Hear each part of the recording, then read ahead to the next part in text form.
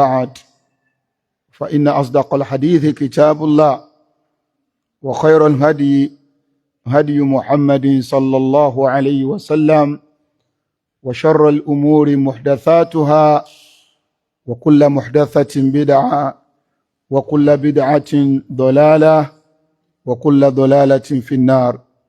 إخوة الإيمان، السلام عليكم ورحمة الله وبركاته. ní ìtẹ̀síwájú bí tí a bá àlàyé ìtumọ̀ ọ̀rọ̀ Ọlọ́run ọba dé, èyí ni tafsir al-Qur'an suratul Ma'idah aya 65 ọ̀nà ni a ti dúró. Pẹ̀lú ògo Ọlọ́run a máa tẹ̀síwájú ní aya 66, ṣùgbọ́n kí a tó tẹ̀síwájú ní àyà 66 tí a ti bẹ̀rẹ̀ lénìí inṣáàlá, àyà tí a ń bá bọ̀ ó náà níbi tí Allah subhanahu wa ta'ala tí Ọlọ́run bá ti ń bá wa sọ̀rọ̀ nípa àwọn al-Yahud tí wọ́n gbójúgbóyà láti ròyìn Ọlọ́run ọba Allah subhanahu wa ta'ala pẹ̀lú ìròyìn tí kò tọ́ sọ́lọ̀. Wọ́n ròyìn Ọlọ́run ọba bilbukhli pẹ̀lú ìwà ahun, Ọlọ́run sì dá padà sí wọn lẹ́nu. Pẹ̀lú gbogbo tí wọ́n ṣe yìí, síbẹ̀síbẹ̀ ọba aláàánú lọ́lọ́run. Ọlọ́run jẹ́ kó di mímọ̀ fún wa wípé tí wọ́n bá tọrọ àforíjì tí wọ́n sì tẹ̀lé òfin Ọlọ́run, Ọlọ́run kò foríjì wọn, yóò sì tún kẹ́ wọn. So eléyìí jẹ́ ká mọ̀ wípé rahmatullahi subhanahu wa ta'ala wasi'a. Ìkẹ́ Ọlọ́run ó fẹ̀jú, kódà wasi'at ghadaba. Ìfẹ́ Ọlọ́run, àánú Ọlọ́run, ìkẹ́ rẹ̀ ó pọ̀ ju ìbínú rẹ̀ lọ. So ìdí ni tó fi jẹ́ wípé tẹ́nìkọ̀ọ̀kan wa náà tá bá gbé sípò tìjọmọ́ ènìyàn, ẹnìkan bá ló kọjẹ́, ó kọ tó jẹ́, ó pè ọ bẹ́ẹ̀, ó sì ní ọ̀dà má bínú, ẹ rí pé kò lè tètè tán lẹ́mìíyàn. Àfẹni tí ó bá tẹ ìfẹ́ inú rẹ̀ mọ́lẹ̀, gbogbo àti bá ti rántí yóò mọ̀ ní lámọ̀ ní bàmí ló kọjẹ́. Àwọn al-Yahud àwọn sọ wípé yadullahi maglula, wọ́n ní ahun lọ́lọ́. Àwọn àtọ́lọ́wọ̀n ọjọ́ dá owó pọ̀ rí o, wọn ọjọ́jọ́ ní ìnáwó kankan rí tán fi conclude pa ahun ni. Tó bá tẹ̀ jẹ́ pé èèyàn bí ẹgbẹ́ wa ni, a rò pé bóyá ìnáwó kan pa wá pọ̀ rí tá a fi sọ pa àwọn lónítọ̀. Ẹni tí ẹ̀ rírí ọba tí ọba ń dá nǹkan kan pọ̀ rí, ọ̀rọ̀ ètò ìnáwó kankan wáyé láàrin èèyàn àti ẹ sì lánú gbàgà ẹ sọ pé yadullahi maglula, ipa àwọn lọ́lọ́run. Ọlọ́run ọba subhanahu wa ta'ala, Ọlọ́run wá jẹ́ kó di mímọ̀ fún wa wípé kò sí bí èèyàn ṣe tó bí Ọlọ́run ọba nú tó bá tọrọ àforíjì, Ọlọ́run ò foríjì, kọ́dọ̀ Ọlọ́run ò tó kẹ́. Eléyìí nínú àánú Allah subhanahu wa ta'ala lórí ẹni kọ̀ọ̀kan wa ni. Kò sí bí ọmọ ènìyàn bó ṣe hùwà burú tó sí ọmọ làkejì àbí sí sàkáání Allah subhanahu wa ta'ala, tó bá tọrọ àforíjì pẹ̀lú bitawbatin sadiqa, pẹ̀lú tútúbà òdodo lọ sọ́dọ̀ Allah subhanahu wa ta'ala, Ọlọ́run bá ṣetán láti foríjì. Ìdí nìyẹn tó fi jẹ́ pé ẹ̀ṣẹ̀ tó tóbi ó ní kéèyàn máa sọ wípé Ọlọ́run ò lè foríjì ẹnìkan. Gbólóhùn yẹn náà ó tún bí Ọlọ́run, torí pé ìwọ náà yàtọ̀ sẹ́ni tó sọ pé ahun lọ́lọ́run. Ìròyìn Ọlọ́run òun náà ni Ghafur ni, ọba aláforíjì lọ́pọ̀lọpọ̀ ni. Kí wọ́n wá sọ pé ròyìn yẹn kìí ṣe ròyìn rẹ̀ mọ́, ìwọ náà ti dàbí ẹni tó ròyìn Ọlọ́run pẹ̀lú tí kìí ṣe ròyìn rẹ̀. Àwọn al-Yahudi ìtọ́lọ́wọ́ bá tún wá sọ nínú àyà yìí tí a tú kẹ́yìn. A'udhu billahi minash shaitanir rajim. Bismillahir rahmanir rahim. Ọlọ́ni walaw anna ahlal kitab amanu wattaqaw lakaffarna anhum sayyi'atihim wala adkhalnahum jannatin na'im. Ọlọ́ni tó ń ti gbogbo nǹkan táwọn al-Yahud tí wọ́n sọ yìí àti gbogbo nǹkan tí wọ́n ṣe yìí, walaw anna ahlal kitab, tó bá ṣe pé àwọn Yahudi àti àwọn Nasara àmìnù tí wọ́n bá gbọ́ lọ́wọ́n bá gbọ́ bó ti tọ́ àti bó ṣe yẹ, wattaqaw, tí wọ́n sì bẹ̀rù Ọlọ́run. A ṣàlàyé ọ̀rọ̀ tó pọ̀ lórí eléyìí fún wa. A jẹ́ ká mọ̀ pé àfọwà Sheikh Islam ibn Taymiyyah alayhi rahmatullah, wọ́n jẹ́ ká mọ̀ wípé al-iman wa taqwa tí méjèèjì bá papọ̀ nínú ọ̀rọ̀, ìtumọ̀ ọ̀tọ̀ọ̀tọ̀ lá fún wọn. Wọ́n ní at-taqwa hiya al-ghayatu min al-iman. Wọ́n ní tán pè ní at-taqwa, òun náà ni in tí iman tó bí sí wa lára.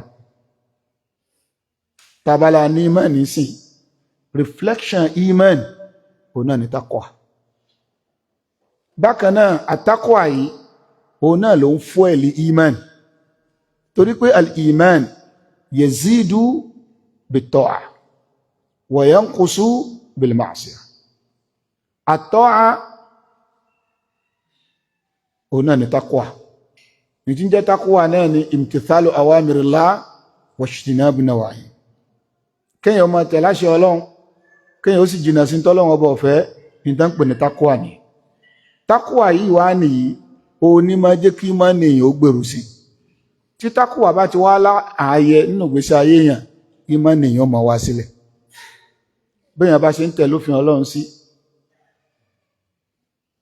àṣẹ Ọlọ́run téèyàn ń tẹ̀lé, téèyàn ń pa òfin rẹ̀ mọ́, èèyàn ò lè ṣe gbogbo ẹ̀ tán, ṣùgbọ́n bó bá ti ń gbèrú sí, àwọn kankan tó ń ṣe nínú títẹ̀lé t'Ọlọ́run ó tún peléke sí, èyí tó ṣe tẹ́lẹ̀ lánàá ó tún bẹ̀rẹ̀ sí ní ṣe lénìí. Wàbítálí yazdadul iman, iman èèyàn ó máa lékún. Tí iman èèyàn bá wá ń lékún ní gbogbo ìgbà, èèyàn ó kúrò ní martabatul iman, èèyàn ó bọ̀ sí martabatu al-ihsan. Ta'budullaha ka'annaka tara. Yóò dé lẹ́fù kan tẹ́ pé èèyàn máa sin Ọlọ́run nígbà tí èèyàn rí Ọlọ́run báyìí. Àti yapa àṣẹ Ọlọ́run yóò di ṣòro fún yàn. T'Ọlọ́run yóò máa rọrùn fún yàn. Èèyàn ó padà wá di ọ̀kan nínú awliya ar-Rahman, àwọn ayò Ọlọ́run. Irú ìṣesí yìí, Ọlọ́run ní tí àwọn ahlul kitab tí wọ́n bá lọ ṣe bẹ́ẹ̀ pẹ̀lú kí wọ́n túbá kúrò níbi ẹ̀ṣẹ̀, kí wọ́n sì peléke níbi ìgbàgbọ́ sí Ànábì sallallahu alayhi wa sallam àti tírà ètí Ọlọ́run bá fi rán Ànábì wa Muhammad sallallahu alayhi wa sallam tí ṣe al-Qur'an. So láàfin lè mọ̀ wípé ọ̀gá àtútúbá al-Islam, ẹni tó jẹ́ olùyapa àṣẹ Ọlọ́run, ẹni tó lòdì sí ìlànà Islam, ìdá aslama, tó bá ti lè gba Islam, kaffarallahu anhu sayyi'atihi. L'Ànábì sallallahu alayhi wa sallam, l'Ànábì sọ wípé al-Islam yahdimu ma qabla. Gbogbo ẹnikẹ́ni tó ti wà pálapàla sẹ́yìn rí, tó bá gba Islam, Ọlọ́run yóò ṣàforíjì gbogbo tó ti ṣe. A rí ní ọ̀pọ̀lọpọ̀ àwọn sàhábà táwọn náà ti láwọn ìwà kan tí wọ́n ti wù rí tẹ́lẹ̀ kó tó di pé wọ́n ṣe kí ni o, wọ́n gba Islam. Ní kété tí wọ́n gba Islam, Ọlọ́run subhanahu wa ta'ala ó fojú fo gbogbo ẹ̀ fún wọn. Ala sabilil mithal, àfọ́ àwa pàtàkì Khalid bin al-Walid, Sayfullahi al-Maslul. Ṣé ẹ mọ̀ pé ogun Gaswatu Uhud, àfọ́ àwa Khalid bin al-Walid, àwọn ni wọ́n jẹ́ sábàbí táwọn kèfèrí tọ́ wọ́n fi mókè lójú ogun yẹn. Lọ́dún náà, kana mushrika, wọ́n wà nípò ẹlẹ́bọ. Falamma aslama, nígbà tí wọ́n gba Islam, ẹ wo bí ìṣẹ̀lẹ̀ ọjọ́ náà bó ṣe bà Ànábì nínú jẹ́ tó. Ọ̀gọ̀rọ̀ àwọn mùsùlùmí ni wọ́n lọ lójú ogun yẹn. Lójú ogun yẹn, àfáà wa Hamza tó jẹ́ ammu Ànábì sallallahu alaihi wasallam ojú ogun yẹn náà ni wọ́n ti kú. Ó bà Ànábì inú jẹ́ púpọ̀. Ànábì náà fara gbọgbẹ́ lójú ogun náà. Kán wá sọ wípé ẹni tó jẹ́ sábàbí tógun yẹn fi fọ́ mọ́ mùsùlùmí lórí tí ṣe Khalid bin Walid nígbà wá tún gba ìsìláàmù tán Ànábì tó sọ lóko. Ànábì tó pè ní Sayfullah al-Maslul. So yẹn túmọ̀ ẹ̀ ní pé al-Islam yahdimu ma qabla. Kò sí bọ́mọ nìyẹn ti wà tí ó dá tó bá ti tọrọ àforíjì tó ní iman pẹ̀lú Islam tó dẹ̀ bẹ̀rù Ọlọ́run bá yóò foríjì. Ọlọ́run bá sọ pé walaw anna ahlal kitabi amanu wattaqaw lakaffarna anhum sayyi'atihim wala adkhalnahum jannatin na'im. Ọlọ́run ní tí àwọn ahlul kitab àwọn Yahuda àti Nasara pẹ̀lú gbogbo ohun tí wọ́n ti sọ́lọ́run pẹ̀lú gbogbo ìròyìn tí ìṣètò Ọlọ́run tán ti fi ròyìn Ọlọ́run pẹ̀lú gbogbo pálapàla tí wọ́n ti ṣe wattaqaw tó bá ti tẹ̀láṣẹ Ọlọ́run tán túbá lakaffarna anhum sayyi'atihim. Láàmù yẹ tawkid wala adkhalnahum tawkid náà tí wa hadha tawkid yìí yufidu wípé àdéhùn Ọlọ́run ọba tó ṣe òdodo ni. Yuhaqqiqu wa'da Allah subhanahu wa ta'ala. Láti lè fi rinlẹ̀ wípé àdéhùn tọ́lọ́run bá ṣe kò sí iyèméjì ńbẹ̀. Kí ni àdéhùn rẹ̀ ọ̀hún? Wala anna ahlal kitab tí àwọn tá a fún ní tírà al-yahudu wan nasara tí wọ́n bá gbọ́ lọ́wọ́ bá gbọ́ tán gba risala Ànábì gbọ́ wattaqaw tí wọ́n sì bẹ̀rẹ̀ sí ní tẹ̀lé tọ́lọ́run tán pa òfin Ọlọ́run ọba mọ́ àṣẹ tọ́lọ́run ọba pa tí wọ́n ń tẹ̀lé lakaffarna anhum sayyi'ati. Ó dájú gbogbo àṣìṣe tí wọ́n ti ṣe sẹ́yìn Ọlọ́run ó hádànù fún wala adkhalnahum jannatin na'im. Bákan náà àwọn Ọlọ́run ọba subhanahu wa ta'ala a ó fi wọ́n wọ̀ sínú ọgbà ìdẹ̀ra aljanna. Ọlọ́run ọba subhanahu wa ta'ala ó ṣe idafatu aljannati ila an-na'im. Mudafu wa mudafu ilayh. Mada yaqtadi hada? Ṣé mọ̀ kí tẹ́ bá ṣe nisba mudafu lọ sọ́dọ̀ mudafu ilayh ìtumọ̀ ẹ̀ wípé mudafu ilayh ló ní mudafu sáwàlálá lọ́pọ̀lọpọ̀ ìtumọ̀ kìí ṣe gbọ́ ẹni o lọ́pọ̀lọpọ̀ ìtumọ̀. Tá a bá ní baytul imami baytu al-imam al-baytu liman al-imam sayyaratu lil-mudarris mudafu ilayhi yẹn òun ló ní mudafu abẹ́kọ̀. Ọlọ́run ni wala adkhalnahum jannatin na'im. Ṣé na'im ló ní janna ni? Ṣé na'im só kọ́ lọ́nà? Na'am? Bọ́lá ṣe àtúnmọ̀. Kìí ṣe gbogbo ìgbà ni mudafu wa mudafu ilayhi ló máa ń túmọ̀ al-milk gbẹ́ni báyìí ló ní kàbáyì. Ala sabilil mithal tí a bá ní thawbu haririn thawbu hariri ṣe hariri ló ní thawbu yẹn ma'nahu hadha thawb suni'a min haririn. Ìgbà míì mudafu ilayhi yóò máa túmọ̀ sí ma yatadammanuhu al-mudafu. In tí ń bẹ nínú mudafu ilayhi yóò gbé jáde torí pé alìjánà na'im ló wà ń bẹ ìdẹ̀ra ló wà ní alìjánà kò sí ìnira kankan bó ti wulẹ̀ kó mọ́ nínú alìjánà. Gbogbo nǹkan tá ń pè ní dẹ̀ra ìgbádùn ayé jánà tayé kò lè mọ́ kúrò níbi ìdààmú. Ṣùgbọ́n ní alìjánà Ọlọ́run ni wala adkhalnahum jannatin na'im. Àwọn Ọlọ́run ọba á fi wọ́n wọ̀ sínú àlìjánà tí ó kún fún ìdẹ̀ra. Ẹ̀rí pé bá a ṣe tún nìyẹn.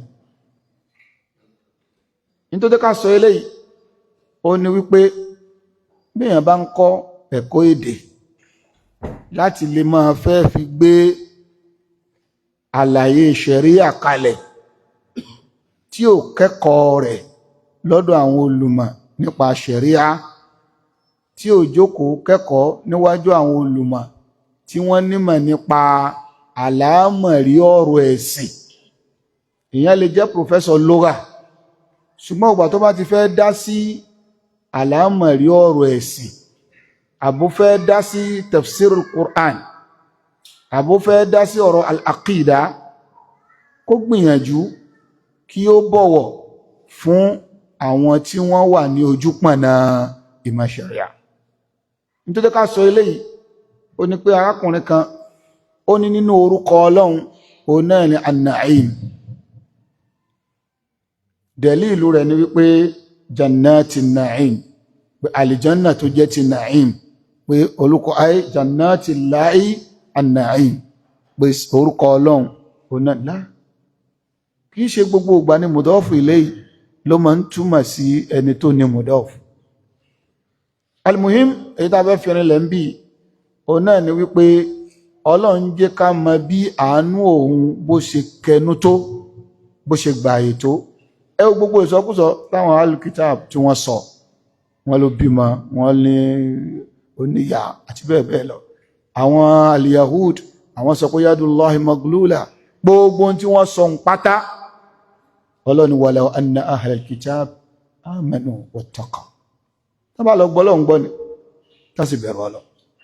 Ìtumọ̀ ẹni tá bá lọ túbá kúrò ní pálapàla yẹn, wa aslamu, tán gba Islam, wal Islam yahdimu ma qabla.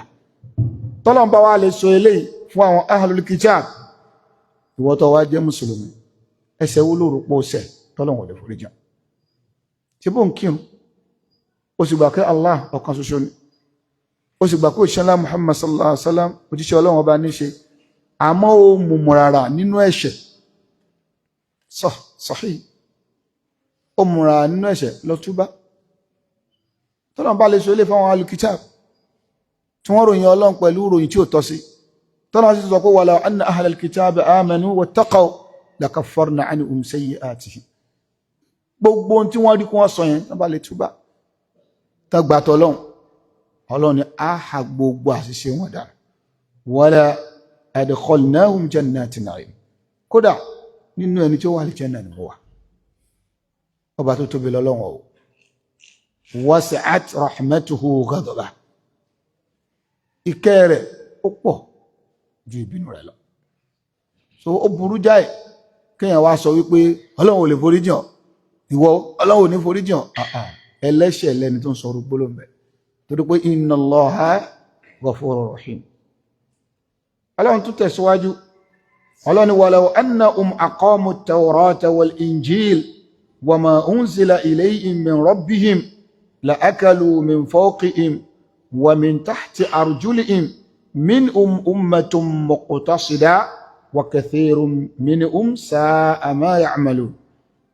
Ọlọ́run Ọba subhanahu wa ta'ala, Ọlọ́run tún ní àwọn ahlul kitabi walaw annahum aqamu at-tawrata wal-injil. Àyà tí ó wá lẹ́yìn èyí tá kọ́kọ́ tó fún wa yìí, al-alaqa ta'sisiyya, al-irtibatiyya ta'sisiyya, ó ń bẹ láàrin méjèèjì.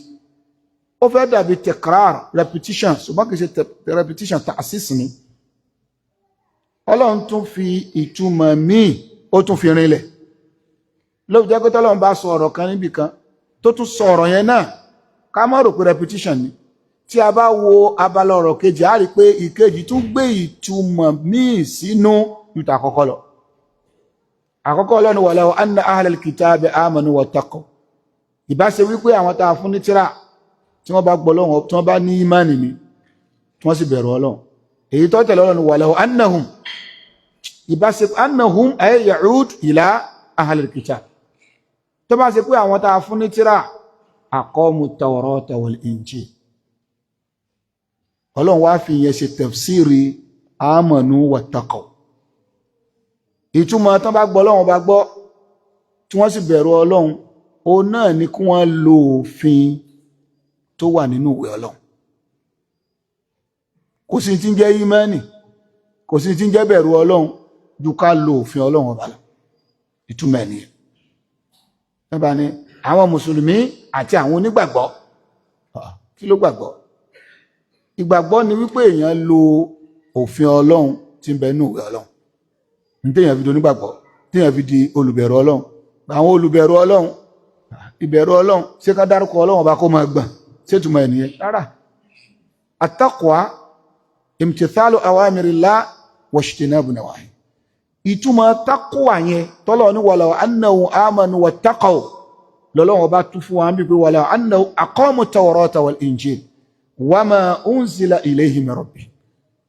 Taqwa tọ́lọ́run ọba ń sọ wípé táwọn alùkìtàbù bá ṣe, òun náà ni kí wọ́n tẹ̀lé ìtọ́lọ́run ọba sọ nínú ìwé rẹ̀, kí wọ́n sì jìnnà sí má débẹ̀ tọ́lọ́run ní ká má débẹ̀ nínú òfin Ọlọ́run. Agbẹ̀sìn má gbòfin kì í ṣe olùbẹ̀rù Ọlọ́run.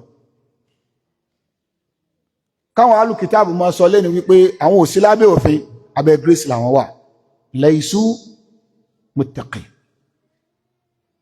Bó lè yàn ó ṣe sọ pé òun bẹ̀rù Ọlọ́run tó nípa òfin rẹ̀ mọ́? Òfin Ọlọ́run ọba yìí tí ń bẹ nínú àwọn ìwé Ọlọ́run ọba subhanahu wa ta'ala, òun náà ń pè ní sharia Ọlọ́run. Òun ni sharia Allah subhanahu wa ta'ala. Ọlọ́run ni walaw annahum aqamu at-tawrat wal injil. Ọlọ́run ọba ní tí àwọn ahlul kitab tí wọ́n bá ṣiṣẹ́ tọ in tí ń bẹ nínú àtàwọ́rá àwọn Yahudi, ìwé tá fún wọn, in tí ń bẹ ń bẹ tí wọ́n bá lò, wal injil táwọn Nasara náà in tí ń bẹ nínú ìwé ọwọ́ wọn, ìbá pé wọ́n tẹ̀lé ni, ṣùgbọ́n yẹn nìkan ò tó. Lẹ́yìn ìgbà tọ́lọ́run ti gbé Ànábì sallallahu alaihi wasallam dìde, wa ma unzila ilayhim min rabbihim. Ìbá ṣe pé wọ́n bá tún tẹ̀lé ìtọ́lọ́run ọba tó fi ránṣẹ́ sí wọn náà láti ọ̀dọ̀ Ọlọ́run ọba wọn. Kí ni èyún? Àwọn àfónímọ̀ tafsir wọ́n ní al-Qur'an, wọ́n dá al-Qur'an ni. Kí nìdí tí àwọn àfáà fi sọ ilé ibẹ̀? Wọ́n ní wal muradu bima unzila ilayhim, ìta àgbàlérò pẹ̀lú àti ìtọ́lọ́run ọba fi ránṣẹ́ sí wọn. Ó ń bẹ̀nú àwọn olùmọ̀ tafsir tí wọ́n ní àwọn ìwé míì tó ti wá síwájú àtàwọ́rá àti injil ni, ṣùgbọ́n èyí tó dọ́gba nínú ọ̀pọ̀lọpọ̀ ọ̀rọ̀ àwọn olùmọ̀ tafsir salafan wa khalafa, òun náà ni pé al-Qur'an wa ma unzila ilayhim min rabbi. Bàtọ́lọ̀ ń dárúkọ àtàwọ́rá tó dárúkọ injil, ó tún wá ní wa ma unzila ilayhim min rabbi. Kí ni Ọlọ́run ọba wọn, kí ló tún fi ránṣẹ́ sí wọn lẹ́yìn àtàwọ́rá àti injil? Al-Qur'an. So yẹn túmọ̀ sí pé ìgbàgbọ́ wọn nínú àtàwọ́rá, lílo tí ń bẹnu àtàwọ́rá àti lílo tí ń bẹnu al-injil kò tí ì lè pé àfi kí wọ́n lo wa ma unzila ilayhim min rabbihim wal muradu bihi al-Qur'an. Ó dìgbà tí wọ́n bá lo in tó ń bẹ nínú al-Qur'an, li'anna al-Qur'ana nasikhun li jami'il kutubi as-samawiyya as-sabiqa. Torí pé gbàtọ́ Ọlọ́run bá ti sọ al-Qur'an kalẹ̀, ìyẹn ti abrogate gbogbo àwọn òfin èyí tó ti wà ní àwọn òfin tó ṣáájú. Àwọn olùmọ̀ tafsir wọ́n ní wal muradu bima unzila ilayhim min rabbihim al-Qur'an al-Karim li'annahum mukhatabuna bihi. Nítorí wípé al-Qur'an yìí kìí ṣe àwa mùsùlùmí nìkan l'Ọlọ́run fi bá wí o, gbogbo ẹni tó bá ń bẹ láyé lẹ́yìn ìgbà tí Ọlọ́run ti gbé Ànábì dìde sallallahu alaihi wasallam, gbogbo wọn al-Qur'an ń bá wí, wọ́n fẹ́ o wọ́n kọ̀. Wa laysu kharijina an da'irati takalif allati da'a ilayha. Gbogbo ẹnikẹ́ni tí al-Qur'an bá ti bá láyé, kò sí ìtọ́kọ Ọlọ́run láti ọgbọ́n èmi ṣe mùsùlùmí, ìwọlọ́mà ìwọlọ́mọ tí ò jẹ́ ògbà, ìwọ náà ti wà nínú àwọn tí al-Qur'an ń bá sọ̀rọ̀. So nínú àwọn nǹkan tí al-Qur'an tí ó fi eléyìí rinlẹ̀, Ọlọ́run Ọba subhanahu wa ta'ala qala ta'ala, Ọlọ́run ní ìrà Ànábì sallam sọ fún wọn, wa uhiya ilayya hadha al-Qur'an li unzirakum bihi wa man balag. Ọlọ́run ní ìrà Ànábì sọ fún wọn, wa uhiya ilayya hadha al-Qur'an, al-Qur'an tí mo ń ké fún yìí, Ọlọ́run Ọba mi òun ló fi ránṣẹ́ sí mi, li unzirakum bihi, kí n bá lè máa fi dẹ́rù Ọlọ́run bà yín, kí n lè máa fi ṣèkìlọ̀ fún ẹ̀yin tí mò ń bá sọ̀rọ̀ yìí, wa man balag, àti gbogbo ẹnikẹ́ni tó bá dé ti gbọ́ rẹ̀. sòyẹn túmọ̀ sí pé kìí ṣe lárúbáwá nìkan mentality táwọn yẹn ń sọ pé alukurani wo ẹ̀sìn àtọ̀run wá ẹ̀sìn àwọn lárúbáwá ẹ sọ fún wọn pé ọlọ́run ọba nílé unzirakum bihi wa man balag kí ànábì ó fi alukur'an ṣe ìkìlọ̀ fún àwọn ìran lárúbáwá wa man balaga àti gbogbo ẹni láyé tí iṣẹ́ ìbádé ti gbọ́ rẹ̀. sòyẹn lẹ́fì mọ̀ pé èyí tí wọ́n ń sọ pàápàá jùlọ àwọn aláṣìṣe tí wọ́n fọ́nká orí social media tí wọ́n ń pe Islam ní ẹ̀sìn àwọn lárúbáwá ẹ̀sìn àtọ̀húnrìnwá pé wọ́n ṣe gbede ẹ jẹ́ káwọn padà sí ẹ̀sìn àárọ̀ àwọn ìyẹn ẹbọ ṣíṣe kẹ́tẹ̀ ń sọ wípé ẹ̀ ń pariwo ṣẹ̀ríà ẹ mọ̀mọ̀ gbà láàyè nílẹ̀ Yorùbá òfin tó yẹ pé tí wọ́n bá jalè wọ́n nìkan gé lọ́wọ́ tó bá ṣe gbá wọ́n nìkan ṣàwo nínú àṣà àti Yorùbá tí ọmọ bá ń jalè nílẹ̀ Yorùbá kò sí bó lè ń ṣe lágbára tó ní tí wọ́n ṣe ni pé wọ́n wá ọ̀nà tí wọ́n fi yọ olè lójú ẹ̀ babaláwo ó dìfá wọ́n yọ olè lójú rẹ̀ ok tí wọ́n pè ń tẹ́ fẹ́ máa sọ náà nù à ní ìdí ọgbà ẹ̀wọ̀n mọ́ kò ní ìdí kóòtù mọ́ kí ìjọba káńsù gbogbo kóòtù gbogbo ọmọ tí bá ti ń jalè gbogbo àwọn kidnappers ẹ bá pa àwọn babaláwo kó yọ kidnapping lójú wọn èwo lẹ wá ń pariwo sí onídàáríwò ẹ yọ kidnapping lójú wọn àwọn bandit ẹ yọ lójú wọn náà hada kalam ọ̀rọ̀ ẹni tí ò lọ́pọlọ òun lọ̀rọ̀ yẹn ìlú ṣe máa wà àwùjọ ṣe máa wà tí ò ní sófin àdúgbò lásán òfin wà ń bẹ àdúgbò mi ń bẹ wọ́n sọ wípé láti aago 11 ọkọ̀ kọ́kọ́ ò gbọ́dọ̀ wà àdúgbò yìí wáyé tó fi yẹ fi wà ọkọ̀ kọ́kọ́ kò gbọ́dọ̀ jáde ládùúgbò yìí àfi lẹ́yìn aago 5 kí ló tó fi wà so lẹ́ẹ̀fi lè mọ̀ wípé ọ̀rọ̀ tí ò bá làákà yìí nígbà táyé sí ẹranko àwùjọ sí máa ń wà tí ò ní sófin so ló fi jẹ́ pé àtakò èyí tó bù áyà tá à ń rí lẹ́nu jọ́ mẹ́ta yìí lórí ọ̀rọ̀ ṣẹ̀ríà torí pé tí àwọn aláìmọ̀kan bá ń sọ̀rọ̀ tí ẹ bá tètè jẹ́ kí àwọn èèyàn ó mọ àìmọ̀kan nínú ọ̀rọ̀ wọn àìmọ̀kan gbà míì yóò fẹ́ mọ farajọ ìmọ̀ lójú àwọn tí ó mọ̀ pé mùsùlùmí nílẹ̀ Yorùbá àbí ibikíbi lórílẹ̀‐èdè Nàìjíríà tí wọ́n bá ń béèrè fún ṣẹ̀ríà kìí ṣe pé wọ́n ń béèrè fún ìtànfẹ́ fi dà lóró bí wọ́n ṣe ń polongo rẹ̀ yẹn ẹ má gbọ́yé síbẹ̀ o nítorí wípé gbogbo ìgbà tí ọmọnìyàn bá ń béèrè fún ẹ̀tọ́ rẹ̀ lábẹ́ òfin èmi ò rò pé ó jayò pa o gbogbo àwọn tí wọ́n ń sọ̀rọ̀ gbígbà yẹn ṣẹ̀ríà ọgẹ̀lápá ẹni tó bá yẹ ìsìná wọ́n fọ́ kórópọ̀ rẹ̀ wọ́n ṣe gbogbo àwọn yẹn propaganda lásán ni lórílẹ̀‐èdè wa Nàìjíríà yìí nínú òfin Nàìjíríà ó ń bẹ́ẹ̀ ẹlòmíì tí tó bá ṣẹ̀ tí wọ́n nìkan lọ ẹ̀wọ̀n gbére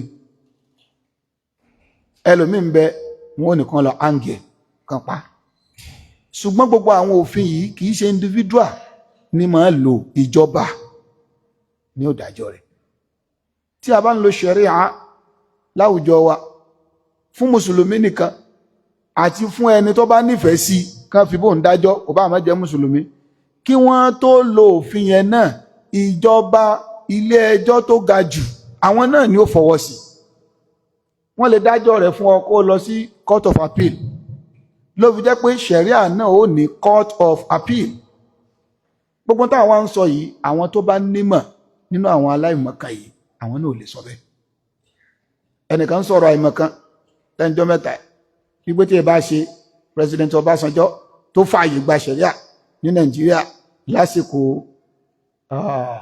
gọ́vnà Sanfara àgbà kan Sanni Yerima ìgbéhùn ló fà á tẹ́kọ̀ ti stop ẹ̀ tí òjò ṣe mú sáwọn èèyàn kàwé ni sáwọn èèyàn oríta ni president Ọbásanjọ́ náà tó bẹ̀ láti stop ẹ̀ torí pé wà ní constitution in tó fà á nìyẹn tí ẹ bá ṣe constitution ìwọ náà fagilé ṣùgbọ́n òun náà gbọ́dọ̀ act upon the constitution. Independent constitution Nigeria ní 1960 àti 1963 Republican wọ́n encourage the establishment of Sharia of appeal, court of appeal. 1979 constitution ó wà ńbẹ̀ tí wọ́n sọ wípé Sharia court of appeal ó lè fẹsẹ̀ rinlẹ̀, wọ́n lè dálẹ̀ ní Nigeria. Constitution 1979 constitution section 240 to 244 and section 259 of 1989 constitution ó wà ńbẹ̀. Mùsùlùmí dé o abẹ́dà lóró torí pé muslim agenda wọ́n fẹ́ gbé wọlé. Kí náà ń gbé wọlé? Àdín tó ti wà ń bẹ̀ ti pẹ́. Kí lẹ̀ ń wò ń gbà náà? Ó wà ní constitution Nigeria pé àti ìrí lò ń lẹ Yorùbá yẹn, ìyẹn ò túmọ̀ pé kò sí ń bẹ̀. Gbogbo ìgbà tí èèyàn bá tó béèrè right ẹ̀, òun náà ló ní nǹkan rẹ̀. Pé kò béèrè rẹ̀ láti jẹta, ìyẹn ò túmọ̀ sí wípé òun kọ́ ló ní ẹ̀tọ́ rẹ̀. Kí ló dé ìgbà táwa bá ń béèrè ẹ̀tọ́ wa tẹ́ máa fapá jánu? Ìgbà tẹ́yìn bá fẹ́ béèrè ẹ̀tọ́ yín kò sí tí ó ṣẹlẹ̀ o. Gbogbo bí mùsùlùmí ṣe pariwo pé ká má dá àwọn iléèwé padà fáwọn missionaries, ṣe bá padà dá padà láwọn state kọ̀ọ̀kan. Constitution náà ni wọ́n lọ lò. Kí ló dé tẹ́yìn bá fẹ́ claim right tí ẹ sọ wípé ẹni constitutional backing? Kí ló dé tí mùsùlùmí bá fẹ́ claim right tí wọn ẹ sọ pé wọn ò lẹ́tọ̀ọ́? Ṣé n tó ń bẹ ní constitution? Bẹ́ẹ̀ bá tẹ̀ mọ́lẹ̀ lónìí yóò tún rú tó bá àfi tí wọ́n bá yọ kúrò ní constitution yìí. Kíyẹn ó jẹ́ òye fún àwọn tí wọ́n rò pé àwọn kàwé nínú àwọn tí èṣe mùsùlùmí tí wọ́n ń sọ̀rọ̀. Àwọn tó bá lẹ́kọ̀ọ́ nínú wọn ò ní sọ̀rọ̀ bẹ́ẹ̀. Bákan náà ní 1894 àwọn mùsùlùmí ní Lagos State wọ́n request fún implementation of Sharia, although it was not granted nígbà náà lábẹ́ àwọn ìbò àfipágbalẹ̀. Ẹwà ló ti bẹ̀rẹ̀ 1894 àwọn ìbò àwọn mùsùlùmí ní Lagos State. Bákan náà àwọn mùsùlùmí ní Lagos State yìí wọ́n tún submit another petition on the Sharia issue to the British imperialists in 1923. 1923 wọ́n tún kọ pé a ní di Sharia. Wọ́n ti bí President Ọbásanjọ́ ń gbà náà. So ní rárá ọ̀rọ̀ constitution ni ọ̀rọ̀ tó ti wà lẹ̀ tẹ́lẹ̀ ni 1923. Bákan náà ìgbò tún yá tó tún di 1948 the Muslim Congress of Nigeria with headquarters Ijebu-Ode submitted the memorandum for implementation of Sharia court. Ìyẹn ní 1948 wọ́n Ìjẹ̀bú sáà ti bí wọ́n gbà náà sí wọ́n ti ẹ̀mọ́. The Muslim Congress of Nigeria eléyìí ti pẹ́ o, orúkọ rẹ̀ kàn jẹ́ orúkọ TMC ni o, so ti orúkọ yẹn ti wà nígbà náà. Ká má rò pé Muslim Congress ìgbà wọn náà dá TMC lẹ̀, náà kì í ṣe ti TMC ilé ìyẹn ti wà headquarter àwọn Ìjẹ̀bú-Òde nígbà náà. Wọ́n request fún Sharia ní 1948. Subsequently rẹ́kọ̀dù fi rinlẹ̀ wípé lílo Sharia ó ti wà in practice ṣáájú káwọn èbó àfipágbalẹ̀ ó tó dé láwọn ìlú bíi Ìwó, Láàfin Ọba Ìwó, Ẹdẹ. Ìdí nìyẹn tó fi jẹ́ pé ìlú méjèèjì yẹn l'Ọ̀ṣun state target ni láti pé òkè ìlú yìí fẹ́ dàbí ìpìlẹ̀ ẹ̀sìn. Bowen ó wà níwò, Redeem ó wà lẹ́dẹ̀, University wo target.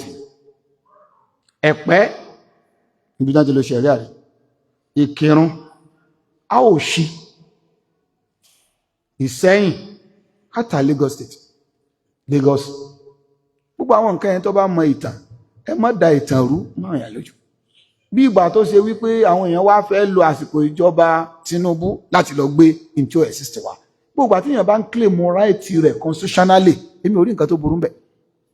Wọn ò dẹ̀ sọ wípé èyí tí wọ́n gbé kalẹ̀ yìí ó wà fẹ́yìn, kò sí fẹ́yìn fún mùsùlùmí nìkan. Àfi tẹ́yìn náà bá fẹ́ jẹ mùlá abẹ bẹ́ẹ̀ ṣe ń jẹ mùlá Jaiz Bank lẹ́nu. Ìdúgbò ẹ̀ takò tẹ́lẹ̀ náà ẹ wà bó sí. Ẹ padà jẹ mùlá ṣẹ̀ríà ẹ̀yìn ẹ̀kún lọ́wọ́ bí idnillah. Ẹ jẹ mùlá rẹ̀ torí pé shari'atun adila tó ṣe déédéé tó ṣe dọ́gbandọ́gba ni.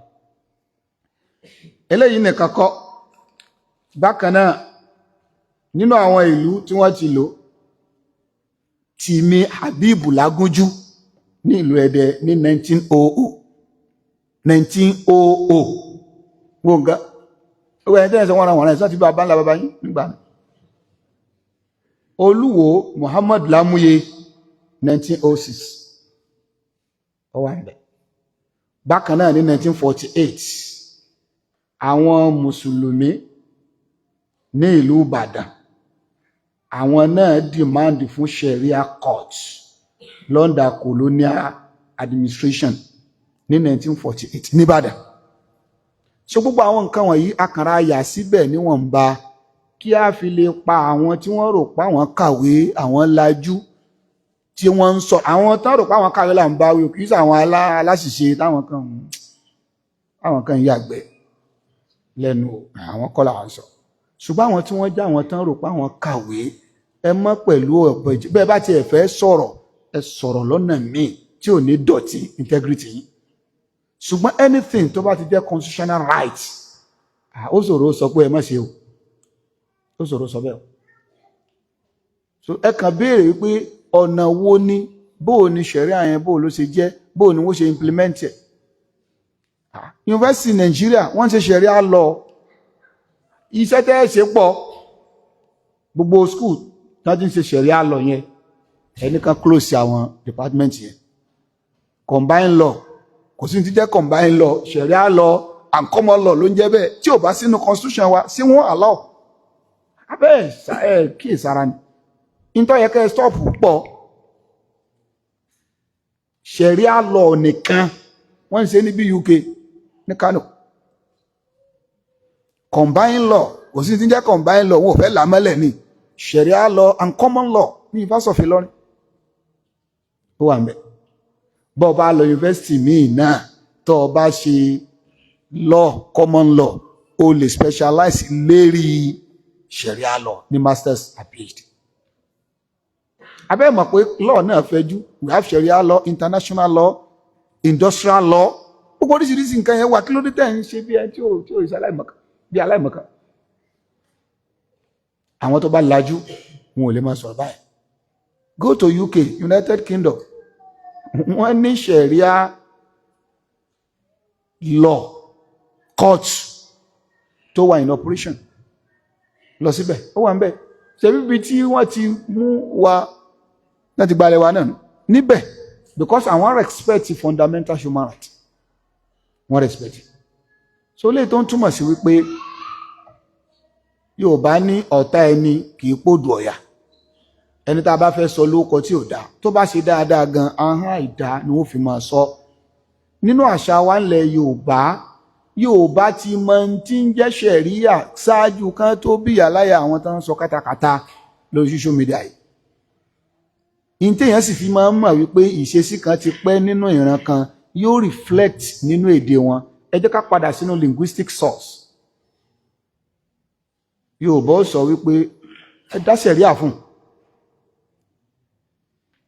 Níbo náà ti gbọ́ ṣẹ̀ríà ṣe ní 2000 yìí lọ́sẹ̀ bẹ̀rẹ̀ tó fi wọnú Yorùbá ẹ̀dá ṣẹ̀ríà nínú odùfá ó wà ń bẹ wọ́n ní ó dífá fún àlìkálí ọmọ àlà alqadi gínú jẹ́ alqadi adájọ́ ní jẹ́bẹ̀ odùfá yìí ó dífá fún àlìkálí ọmọ àlà mi fẹ́ lọ sí yẹn tán gbà lérò pẹ̀lú ọmọ àlà hùn so gbogbo ẹ̀yin tẹ́ ń sọ̀rọ̀ ẹ lọ kẹ́kọ̀ọ́ so ju gbogbo ẹ lọ ẹ ti ẹ̀fìn yẹn lẹ̀ tẹ́ bá ń lè wí 6 sources pé ó wà constitutional tí ò bá wà constitutional ni mùsùlùmí ò ní béèrè fún kí ló dé tá a bá ń béèrè fẹ́ tọ́ wa bẹ́ẹ̀ sọ̀rọ̀ pé ká máa béèrè fún ẹ̀yin sì ń béèrè tí ẹ̀sìn ń lò tá a bá sì pariwo ju bẹ́ẹ̀ lọ wọn ẹnì constitutional backing wà fún so gbogbo àwọn tí wọ́n dàbí ẹni pa àwọn kẹ́kọ̀ọ́ là ń bá wí kì í ṣe àwọn aláṣìṣe táwọn kan ń ṣeré eré ìtàgé àti ẹni tí ń bú former president of Nigeria president Ọbásanjọ́ tí ń bú pé òun ló gba mùsùlùmí láàyè president náà ò lè ṣe bẹ́ẹ̀ kódà kó má tẹ́ lọ́rùn tí nǹkan bá ti wà ní constitution ọgbọ́n ni ó fi mọ́ nǹkan tí president Ọbásanjọ́ sọ ń gbà náà ni ó ní Sharia law in Zamfara state is political ní tó sọ ní ẹ ó ló wà political kò sọ wípé wọn ò lè ṣe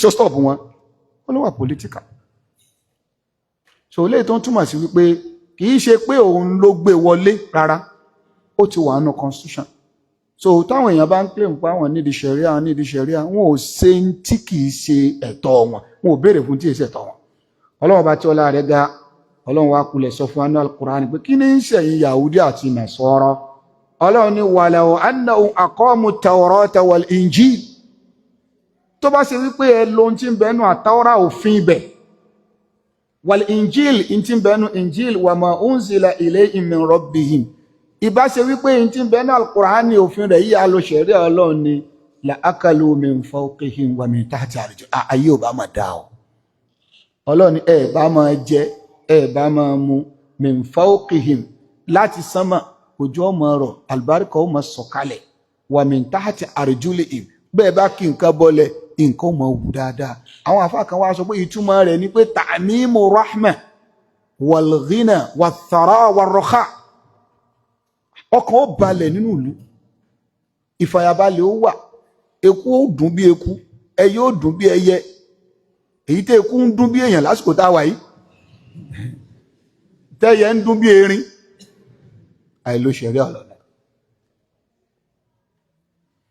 àwọn àfáà ní ọlọ́run ló gbólóhùn la akalu lil mubalagha nítorí pé al-aklu ń bí wal muradu bil akli bil intifa'i mutlaqa ìtumọ̀ ẹni pé gbogbo ọ̀nà tí èyàn ó fi mọ rí àǹfààní pátá lẹ́gbàá mọ rí àǹfààní pẹ̀lú pé ẹ pa òfin ọlọ́run ọba mọ́ ẹ̀yẹ́ máa lo bí tán bá ti ń lò ẹ wo bí tán bá ti ń lò òfin ọlọ́run ó jiyàn gbé níbo ló fẹ́ gbé wọ̀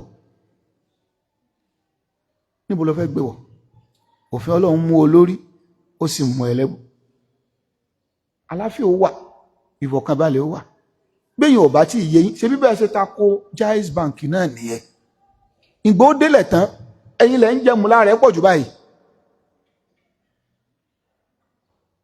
ẹgbọ́sẹ̀ ti Sharia iná ẹgbọ́wo ẹ ti ẹgbọ́wo náà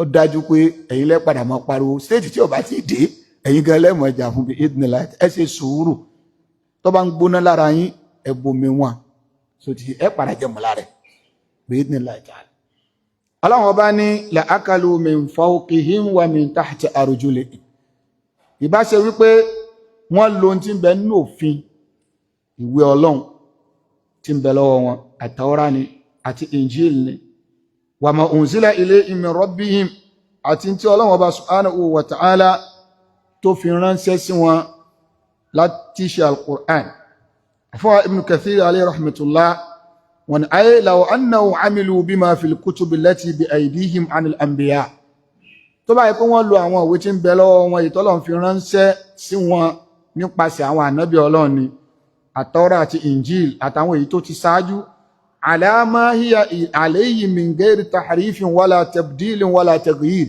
tán bá lò bó ṣe wà ń bẹ̀ tí wọn ò yí nǹkan kan wọn ò yí padà laqada dhalika ila ittiba'il haqq ìyẹn yóò darí wọn lọ síbi kí wọ́n gba òdodo bó lóye sọ pé ò ní jẹ́ mùsùlùmí tó bá jẹ́ pé n ti ń bẹnu àtàwọ́rá àti Injil bó ṣe wà ń bẹ̀ gangan tẹ́gbẹ́ bẹ̀ lẹ́sìn kà fúnra yín ẹ gba òdodo Islam wal amal bi muqtada ma ba'atha Allahu bihi Muhammadan ó dájú wípé ẹ ṣiṣẹ́ tọ ìntànàbì mú wa fa inna kutubahum natiqatun bitasdiqihi nítorí pé àwọn ìwé tí ń bẹ lọ́wọ́ wọn yìí tí wọn ò bá yí tí ń bẹ ń bẹ padà òun gan sọ ó sì ń jẹ́rìí sí t'Ọlọ́hun Ọba subhanahu wa ta'ala tó fi rán Ànábì sallallahu alaihi wasallam wal amru bittiba'ihi hatman la mahala wọ́n ó sì gbọ́yé nínú ẹ̀ pé ọ̀ràn yẹn ni ká tẹ̀lé Muhammad sallallahu alaihi wasallam wa qawluhu ta'ala la akalu min fawqihim wa min tahti arjulihim àfọwà Ibn Kathir wọ́n ní tí Ọlọ́run gbà lérò pé wọ́n ó máa jẹ tí wọ́n bá lè tẹ̀lé nǹkan yìí ni wọ́n ó máa jẹ láti òkè sánmà àti ní abẹ́ ẹsẹ̀ wọn ìjẹ mú wọn yóò já sí rọrùn àwọn àfáàjì jẹ́ ká mọ̀ pé akílù tí wọ́n sọ bí kò mọ níbi jíjẹ nìkan al-intifa'u al-mutlaq gbogbo tí ń jàǹfààní pátá wọn ò rí ya'ni bidhalik àfáà Ibn Kathir sọ pé kathratu rizq an-nazil alayhi minas sama' wan-nabit lahum minal ard ọ̀pọ̀lọpọ̀ arísìkí ọ̀pọ̀lọpọ̀ fàyàbalẹ̀ ọ̀pọ̀lọpọ̀ jẹ́ ẹ̀mú rọrùn yóò máa jẹ́ tiwọn láti sánmọ̀ wá yóò sì máa jẹ́ tiwọn láti inú ilẹ̀ Ọlọ́run ní minhum ummatun muqtasida Ọlọ́run ní bẹ́ẹ̀ ṣe ń wo àwọn alu kitabu yẹn àwọn kan bẹ nínú wọn jama'atun muqtasida ay jama'atun adila àwọn kan ṣe déédé wọn ò ṣàṣejù wọn ò ṣàṣètò manhum humul ladina aslamu minhu gẹ́gẹ́ bí Abdullahi ibn Salam àwọn tí wọ́n padà gba tànábì nínú àwọn Yahudi àwọn Ọlọ́run bá ń tọ́ka síbi àwọn kan bẹ nínú wọn o tí wọn pẹ̀lú ọ̀bọ̀jẹ̀kọ ṣùgbọ́n wa kathirun minhum sa'a ma ya'malun Ọlọ́run ṣùgbọ́n ọ̀gọ̀rọ̀ wọn ṣàìdá wọ́n rí òdodo ńlẹ̀ báyìí wọ́n àfọwọ́ bù Ọlọ́run bá subhanahu wa ta'ala Ọlọ́run bá jẹ́ kó yé wa wípé àwọn ahlul kitab ọ̀nà méjì lọ́lọ́run bá pín àwọn sí ọ̀nà méjì lọ́lọ́run pín àwọn sí ṣùgbọ́n àwọn àlùmọ̀ Ànábì sallallahu alaihi wasallam Ọlọ́run pín àwọn sí ọ̀nà mẹ́ta Ọlọ́run thumma awrathna al-kitaba alladhina istafayna min ibadina faminhum zalimun li nafsihi wa minhum muqtasidun wa minhum sabiqun bil khayrati bi idhnillah àwọn àlùmọ̀ Ànábì sallallahu alaihi wasallam Ọlọ́run ní àwọn kan bẹ nínú wọn faminhum zalimun li nafsihi tó yẹ pé tán bá lo zulmu nafs òun náà ni almasiya àwọn tán sàbòsí fẹ́mi ara wọn pẹ̀lú pé wọ́n ṣe lọ́hùn ẹlẹ́ṣẹ̀ ni wọ́n Ọlọ́run wa minhum muqtasid ó sì ń bẹnu àwọn àlùmọ̀ yá àwọn tó ṣe wípé àwọn máa dúró lórí pé kí lọ́lọ́run wí kí lànàbí wí wọ́n rà ṣe níwọ̀nba wọn ò nífẹ̀ẹ́ lójú púpọ̀ wọ́n rà ṣe níwọ̀nba wa minhum sabiqun bil khairat ó tún bẹ nínú àwọn kan tó ṣe pé àfàìmọ̀ gbọ́ pé iṣẹ́ olóore kan tún lélẹ́yìí ẹ̀rì tí wọ́n sáré títí wọ́n ti lọ ṣe tán bá tún gbọ́ pé ládá kan bẹnu súnà kan ẹ̀tùrí tí wọ́n ṣe àwọn ẹ̀nà sabiqun bil khairat bi idhnillah afọ́ Ibn Kathir wọ́n ni wà sahih anna al-aqsama thalatha min hadhihi al-umma yadkhuluna al-janna gbogbo àwọn ìran mẹ́tẹ̀ẹ̀ta inú àwọn umma Islam gbogbo wọn wà al-janna zalimun li nafsihi kìí ṣe mushrik kìí ṣe lẹ́bọ bọ́ bá ti ẹ̀wọ́ náà yọ padà wà al-janna muqtasid ó lẹ́n tó ṣe wípé kò ṣe púpọ̀ ni ṣùgbọ́n kò yapa àṣẹ Ọlọ́run ìwọ̀n bẹ́ yìí tó ṣeun Ọlọ́run bá yóò gbà lọ́wọ́ rẹ̀ ẹlẹ́ẹ̀kẹta làwọn tó yẹ pé wọ́n bá gbọ́ súnà kan wó ṣe tán bá gbọ́ pé ṣe ládá kan wó ṣe àfikán má gbọ́ lọ́yàkù sabiqun bil khairat bi idhnillah eléyìí ò wá rọrùn àfikọ́ Ọlọ́run ó ṣe ní yọ̀ǹda fún yàn ibẹ̀ láti rí pé gbàtọ́ Ọlọ́run ní zalimun li nafsi kò sọ pé bi idhnillah muqtasidun Ọlọ́run sọ pé bi idhnillah gbàtọ́ Ọlọ́run débi sabiqun bil khairat bi idhnillah kéyìn ó tó lè wà nípò as-sabiqun bi idhnillah mo kéwò ọ̀nà ẹlòmí lè kéwò jù bẹ́ẹ̀ lọ o ní ọmọ sọ fún yín tẹ́yìn ó máa lò ṣùgbọ́n wọ́n nílò jẹ́ as-sabqu bil khairat bi idhnillah pẹ̀lú ló fi jẹ́ pé èèyàn gbọ́dọ̀ máa bẹ lọ́hùn bí kọ́lọ̀ kọ́ wọ́lá tóbi rẹ̀ in tá ń sọ lílo rẹ̀ kọ́lọ̀ kó fi wà lọ́rùn as-sabqu bil khairat ká wà nínú ẹni tí ó mọ ṣe alápàntètè lọ síbi iṣẹ́ olóore àánú Ọlọ́run tó tóbi ni o wọ́n ní kinní kan súnnà ni ọdẹ̀rọ̀ Ọlọ́run òun ṣe wọ́n láwọn ṣe olóore kan bẹ̀rẹ̀ tó bá lè ṣe ọgbàládá ọdẹ̀rọ̀ Ọlọ́run òun ṣe kí o dúpẹ́ lọ́dọ̀ Ọlọ́run mo ké ó kọ̀ràn o ẹlòmí lè ma gbogbo ẹ̀ oní ò mọ̀ sọ ṣùgbọ́n tí ó sì kéwú tó bá ti ń gbọ́ ń tiẹ̀ yọ́dẹ̀ mọ́ múlò yóò sì rọrùn fún yóò máa rí sí. Abẹ́ Allah subhanahu wa ta'ala ó fi àwa náà sínú ẹni tí yóò jọkan nínú àwọn as-sabiquna bil khayrat bi rahmatihi ya arhamar rahimin. Bọ́lá ń ṣe pín àwa al-umma yìí sọ́nà mẹ́ta, àwọn al-kitab ọ̀nà méjì ló pín wọn sí, ọ̀nà méjì. Ó ní minhum ummatun muqtasida, kò sí sabiquna bil khayrat nínú wọn, àwọn tó kù sáà. So abẹ́ Allah subhanahu wa ta'ala eléyìí tí a gbọ́ Ọlọ́run tí kò ṣe wá láǹfààní, àwọn ètò àti gbọ́tọ̀lẹ̀ náà Ọlọ́run tí kò wúlò fún wa rahmatihi ya arhamar rahimin. Abẹ́ Allah subhanahu wa ta'ala àwọn olùmọ̀ wa nínú ẹ̀sìn Ọlọ́run kó má ṣe máa bá dúró tì wọ́n, Ọlọ́run kó bá wa kún wọn lọ́wọ́ gẹ́gẹ́ bá a ṣe máa ń sọ fún wa pé àwọn olùmọ̀ ẹ̀sìn tí wọ́n dúró lórí ìpèpè súnnà wọ́n bùkátà sí ká máa ṣàdúrà fún wọn ní gbogbo ìgbà, wọ́n bùkátà sí à ń gbádùn yín, à ń gbádùn yín, à ń gbádùn yín, à ń gbádùn yín, bó bá ní nǹkan kan wọ́n fàdúrà ràn wọ́n lọ́wọ́. Kọ́lọ́wọ́ bá Allah subhanahu wa ta'ala kó má ṣe máa bá kún wọn lọ́wọ́. Abẹ́ Allah subhanahu wa ta'ala fún ọ̀kan náà àwọn afọ́ fadilati Sheikh Yunus Qamardin Yunus Akorede, kọ́lọ́wọ́ bá kó máa bá ṣe wọ́n pẹ̀lẹ́pẹ̀lẹ́, kọ́lọ́wọ́ bá kó bá dúró tì wọ́n, kọ́lọ́wọ́ bá kí ó bá mú wọn dúró àtàwọn ẹbí wọn, kí Ọlọ́wọ́ bá kí ó máa jẹ́ kí wọ́n rí ìdààmú lórí ara wọn, lórí ẹbí wọn, lórí àwọn ọmọ, lórí àwọn aya, ọlá àti tóbi Ọlọ́run. Ọmọ wọn tí ó ní àìlera àlàáfíà, ìpèníjà àlàáfíà, Ọlọ́run má ṣe bá fún lálàáfíà, Ọlọ́run kó bá fún lálàáfíà. Má fi ọmọ náà má fi dà wọ́n láàmú bi rahmatihi ya arhamar rahimin. Bá a ti tọrọ fún wọn náà ó kárí gbogbo àwọn olùmọ̀ súnnà bẹ́ẹ̀ àti gbogbo àwọn tí wọ́n ń fi ìmọ̀ wọn tán fi ń ṣàǹfààní fáyé, kí Ọlọ́run bá subhanahu wa ta'ala atẹ́nìkọ̀ọ̀kan wa náà má fi àwọn ìdílé wa má fi wọ́n dà wá láàmú, má fi ọmọ wa dà wá láàmú, má fi àwọn aya wa dà wá láàmú, má fi àwa náà dára wa láàmú bi rahmatihi ya arhamar rahimin. Aṣọ eléyìí láì jẹ́ ká mọ pàtàkì iṣẹ́ táwọn olùmọ̀ ẹ̀sìn ṣe. Èyí tó ṣẹlẹ̀ sí Sheikh Qamardin Yunus, èmi àti wọn láǹfààní àti sọ̀rọ̀, wọn láti sọ fún mi pé àwọn tí ń manage nǹkan yìí more than 4 years. Mi ìṣòro pé èèyàn rí tán bá ń ṣe wáṣí wọ́n máa sọ̀rọ̀ tó tún máa rẹ́rìn. Bẹ́ẹ̀ sì ni ó ní tán dásọ́bò nínú ilé tí kìí sàdáwò kékeré lórí ọmọ. Ẹ̀yẹ́ sọ àgbàdùn yìí. So lè tó ń túnmọ̀ sí bí ṣe máa ń rí lọ́pọ̀lọpọ̀ àwọn olùmọ̀tán rí nìyẹn. Bàbá ti ń sọ̀rọ̀ là ń gbọ́, ẹlòmí ń bẹ ìbànújẹ́ ló ṣẹlẹ̀ nínú ilé rẹ̀ kó tó bọ́ síbi wáàsí tó ti wá ń ṣe wáàsí wọn, kò sì ní jáde nínú ọ̀rọ̀ rẹ̀. So gbogbo àwọn nǹkan wọ̀nyí bí yóò bá ní nǹkan kan ẹ máa ṣàdúrà fún wọn. Abẹ́ Allah subhanahu wa ta'ala ọba tí wàá máa ń mú ẹ̀dá dúró lórí òdodo, ọlọ́kọ́ mọ́ṣẹ́ mọ̀ bá mú wọn dúró, kọ́mọ́ yọ àwa náà kúrò ń bẹ́ o bi rahmatihi ya arhamar rahimin. Ọmọ náà ọlọ́kọ́ bá fún ní àlàáfíà, ọlọ́kọ́ bá fún lálàáfíà, ọlọ́kọ́ bá fún lálàáfíà. Má fi ẹbí wọn má fi dà wọ́n láàmú, má fi ọmọ má fi dà wọ́n láàmú, torí pé ọmọ nìyàn táwọn olùmọ̀ ń ṣe wàhálà nítorí tiwọn, àwọn náà ní ọ̀kọ́ bú olùmọ̀ lórí ọmọ rẹ̀, wọ́n ní kíni gbogbo ọmọ rẹ̀ kò tó èdè wúlò bẹ́ẹ̀. Ẹ̀yin tán bá sọ̀rọ̀ náà ẹ̀yin náà lẹ́tọ̀ọ́ fi bù wọn.